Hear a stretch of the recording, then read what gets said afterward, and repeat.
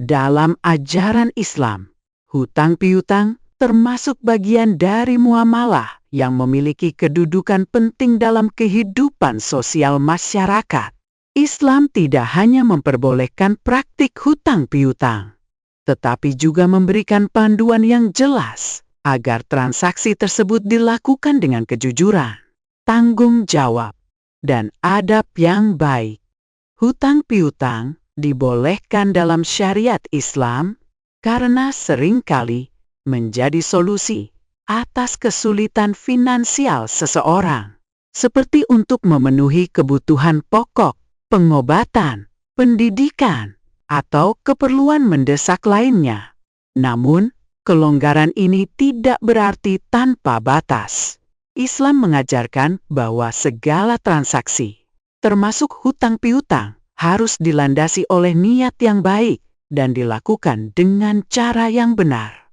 Hutang dalam Islam dikenal dengan istilah al-qard, yang artinya meminjamkan harta kepada orang lain, dengan harapan bahwa harta tersebut akan dikembalikan dalam bentuk yang sama tanpa tambahan. Berbeda dengan transaksi bisnis yang mencari keuntungan, hutang piutang dalam Islam bersifat sosial dan bertujuan membantu sesama. Karena itu, memberi pinjaman kepada orang yang membutuhkan dianggap sebagai amal kebajikan yang besar di sisi Allah. Dalam hadis Nabi Shallallahu Alaihi Wasallam disebutkan bahwa setiap pinjaman yang diberikan kepada saudaranya yang membutuhkan dihitung sebagai sedekah. Walaupun dibolehkan, Islam memberikan tuntunan agar setiap transaksi hutang piutang dicatat dan disaksikan. Perintah ini secara tegas disebutkan dalam Al-Quran Surat Al-Baqarah ayat 282 yang merupakan ayat terpanjang dalam Al-Quran. Ayat tersebut menjelaskan bahwa apabila seseorang berhutang dalam jangka waktu tertentu, maka hendaknya ditulis dan disaksikan oleh dua orang saksi yang adil. Tujuan pencatatan dan penyaksian ini adalah untuk menjaga hak kedua belah pihak dan menghindari sengketa di kemudian hari. Islam sangat menganjurkan kehati-hatian dalam urusan keuangan, termasuk dalam hutang piutang.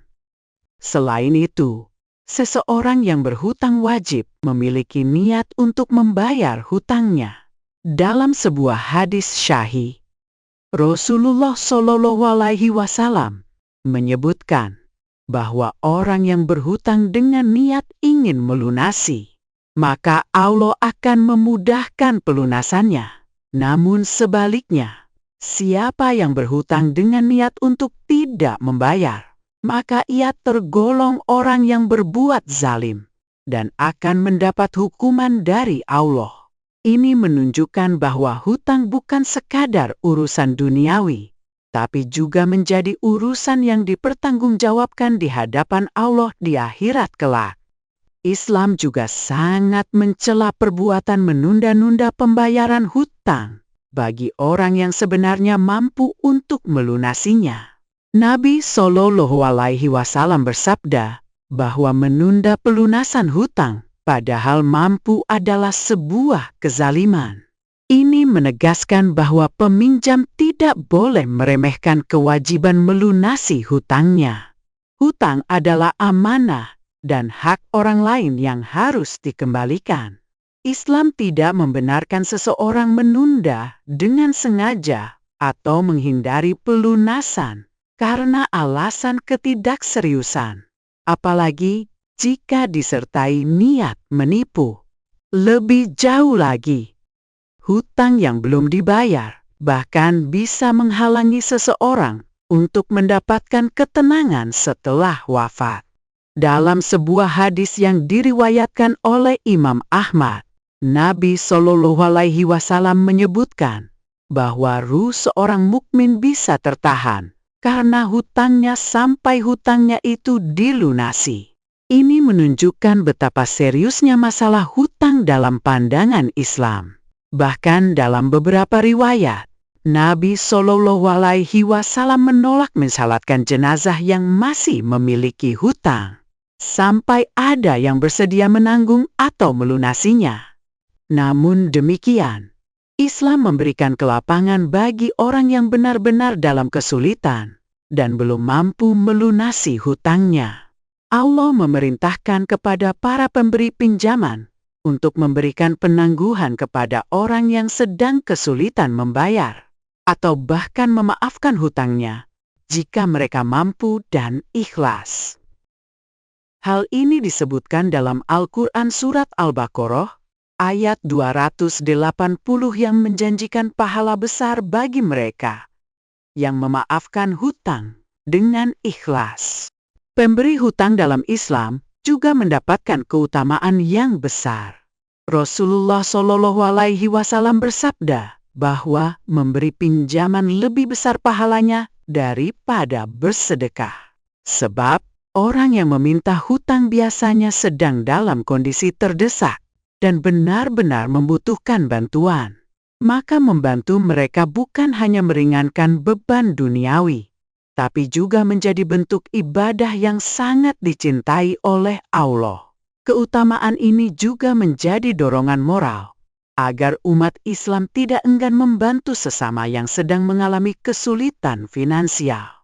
Islam memandang hutang sebagai bagian dari tanggung jawab moral dan spiritual, bukan hanya kewajiban hukum. Karenanya, setiap Muslim hendaknya berhati-hati dalam berhutang. Tidak menjadikan hutang sebagai kebiasaan tanpa kebutuhan yang jelas, serta tidak mengambil hutang demi gaya hidup atau kebutuhan konsumtif yang tidak mendesak. Sebab hutang yang tidak terkendali bisa menjadi beban yang berat, baik di dunia maupun di akhirat. Secara keseluruhan, hukum hutang piutang dalam Islam sangat komprehensif dan berimbang. Islam membolehkan, bahkan menganjurkan hutang dalam keadaan darurat sebagai bentuk solidaritas sosial, namun juga menegaskan tanggung jawab yang besar dalam menunaikannya. Dengan menunaikan hak-hak dalam transaksi hutang piutang sesuai syariat, umat Islam tidak hanya menjaga hubungan baik antar sesama, tetapi juga menjaga dirinya dari dosa dan kesulitan di akhirat kelak. Hutang bukan sekadar urusan antara dua manusia, tetapi juga termasuk urusan antara hamba dan Tuhannya.